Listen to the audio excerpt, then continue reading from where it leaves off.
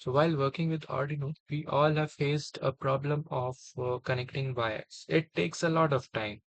And for beginners, it is very tough to handle those situations in which they are trying to code as well as connect the components with breadboard and Arduino, and there is so much mess over there.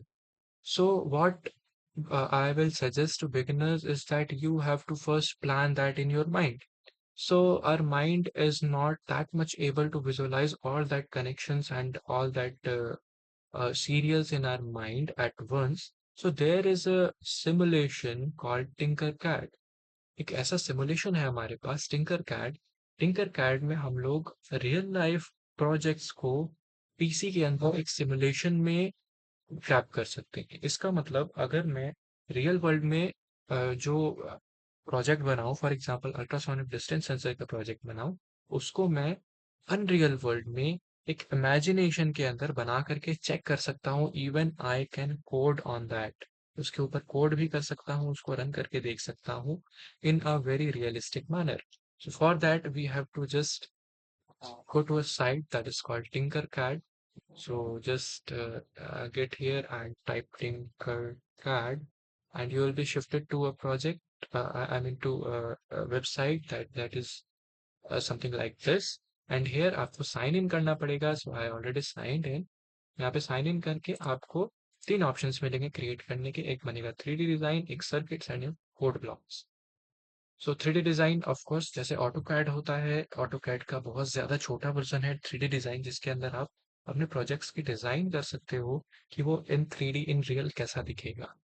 Circuits हमको मालूम है, जिसके अंदर हम wiring करें, components लगाएं, काफी सारे आईसीज मिलते हैं, काफी सारे कंपोनेंट्स हमको मिलते हैं अवेलेबिलिटी में। कोड ब्लॉक्स मतलब होता है कि हम रियल कोड ना लिख करके उनके ब्लॉक्स को अरेंज करें।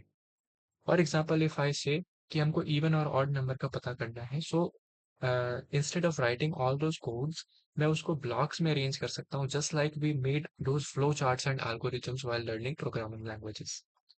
सो our cup of tea is circuits. So हम सर्किट्स को डिस्कस करेंगे। So let's click on this circuit and you will be shifted newer page, जहाँ पे आपको एक साइड में लेफ्ट एक कैनवस मिलेगा जो कि एकदम क्लियर होगा, एकदम खाली होगा। ऊपर कुछ पैनल्स दिखेंगे, साइड में एक एरो दिखेगा जिसके अंदर कंपोनेंट्स के और स्टार्टर्स के पैनल दिखेंगे।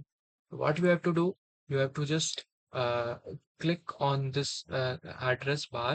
I mean, click on this bar where all the addresses of components and starters are present. Okay. अब अगर आपको components चाहिए तो आप all में क्लिक करो, आपको सारे components इसके अंदर मिल जाएंगे जो जो इस साइट पे अवेलेबल है। एंड अगर आपको starters चाहिए, मीन्स आपको projects चाहिए, तो वो सारे basic starters and Arduino starters आपको मिल जाएंगे जो इसके अंदर प्रेजेंट होंगे। नंबर टू, से अगर मेरे को किसी भी कंपोनेंट के बारे में पढ़ना है कि वो कंपोनेंट एक्चुअल में काम क्या करता है, so I will just push this button away, switch to detail view.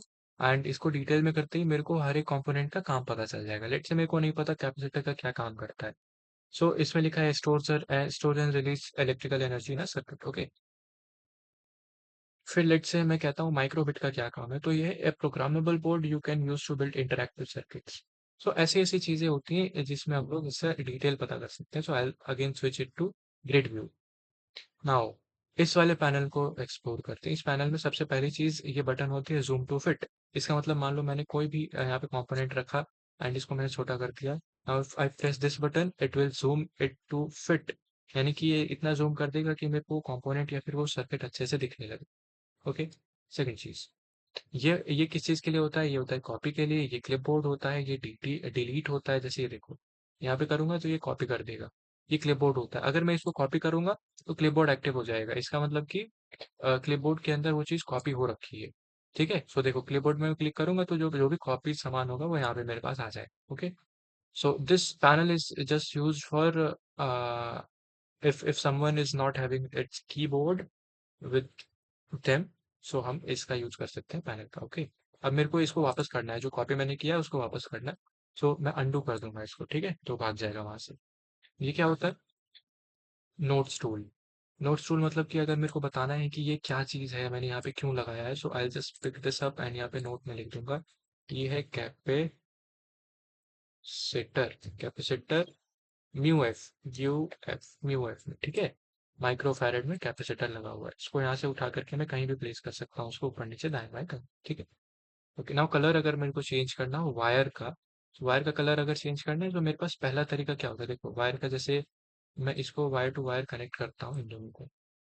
पहला तरीका ये है कि या तो मैं इसको पकड़ूं और यहाँ पे आऊं, इसमें सेलेक्ट कर लूं जो भी मेरे को कलर चाहिए, या फिर दूसरा तरीका क्या है कि मैं 1 2 3 4 कीपैड से इसका कलर चेंज करूँ। जैसे 1 पे ब्लैक होता है, 2 पे रेड, 3 पे ऑरेंज, 4 पे येलो, 5 पे ग्रीन, इस तरीके से हमारा कलर जो चेंज होता है। सो लेट्स से मैं इसको ब्लैक कर देता हूँ, ठीक है। अब इसका टेक्सचर भी हम चेंज कर सकते हैं, वायर टाइप। सो जैसे अभी मैं शिफ्ट दबा करके 1 2 3 4 प्रेस करूंगा, जैसे शिफ्ट दबाए फिर 1 फिर 2, ठीक है, तो देखो वायर टाइप चेंज हो गया, फिर 3 3 वायर टाइप चेंज हो गया, फिर 4 फिर 5, ऐसे करके वाई टाइप चेंज हो सकता है, ठीक है। तो ये देखो इसमें 4 होते हैं हमारे पास, ये एलिगेटर होता है, इसका मतलब इसने इसको ऐसे पिक कर रखा है, इसको मैं किसी भी डायरेक्शन में घुमा सकता हूँ, ठीक है। उसके बाद से एक होता है हुक। हुक मतलब होता है कि इसने बस इसको हुक करके पकड़ा हुआ है, यानी जैसे वो वाले हमारे होते हैं हेडर वाले इनपुट, जिसके अंदर हम फीमेल और मेल दोनों होते हैं। सो ये पार्ट मेल का है, ये वाला पार्ट फीमेल का है, ठीक है। इसके बाद से ऑटोमेटिक होता है, ऑटोमेटिक का मतलब वही है कि वो कहीं भी जाकर के चिपक जाएगा, बस ऑटोमेटिक का मतलब ये। तो automatic is feature of simulation, ये रियल काम में, रियल लाइफ में काम नहीं करता।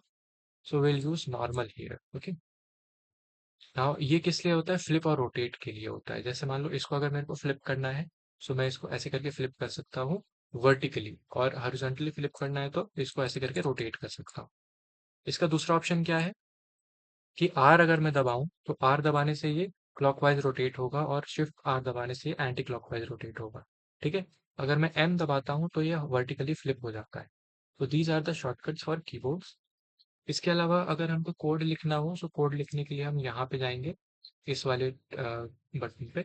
और यहाँ पे जब तक कोई प्रोग्रामेबल कंपोनेंट नहीं होगा तब तक हम कोड नहीं लिख पाएंगे। सो लेट्स से मैं एक ऑर्डिनो इनपुट कर देता हूँ उसके अंदर। अब मेरे पास आईसी है जिसको मैं प्रोग्राम कर सकता हूँ।